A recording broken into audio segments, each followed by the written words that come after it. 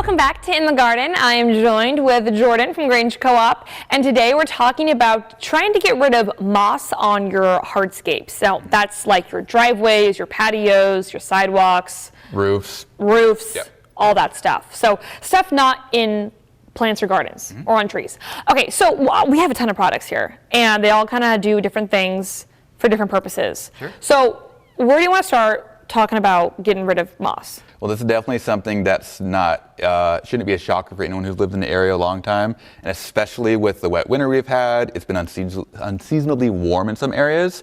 We're definitely going to have a lot of moss, and it's really pretty. It beautifies our forests, our farmlands. It's great to look at when you're hiking. It's not so great on your hardscapes, as you said. It can cause issues as far as, cracking and masonry. It can build up and cause debris on your roofs and cause leaks.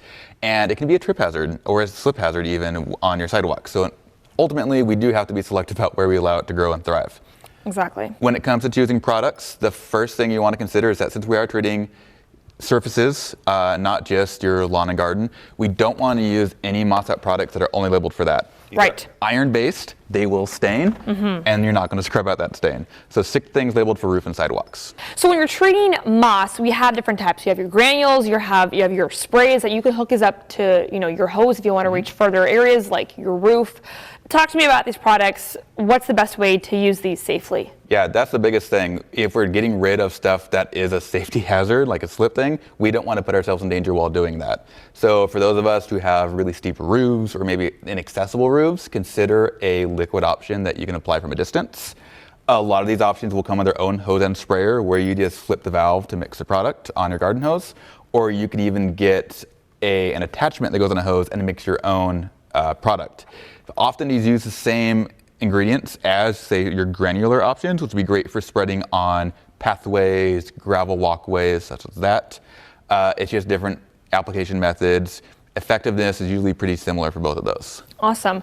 And with these kind of products, of course, you need to have your tools with you. So when you are spreading the product, make sure you have the proper products with you. It'll be a lot easier to spread your granular products with a hand spreader or even a larger lawn spreader if you're doing like a wide area driveway than trying to accurately and evenly spread this out by hand. For the most part, even though we are talking about cleaning methods, these are pretty low toxicity, pretty pet safe. Always follow the label's instructions.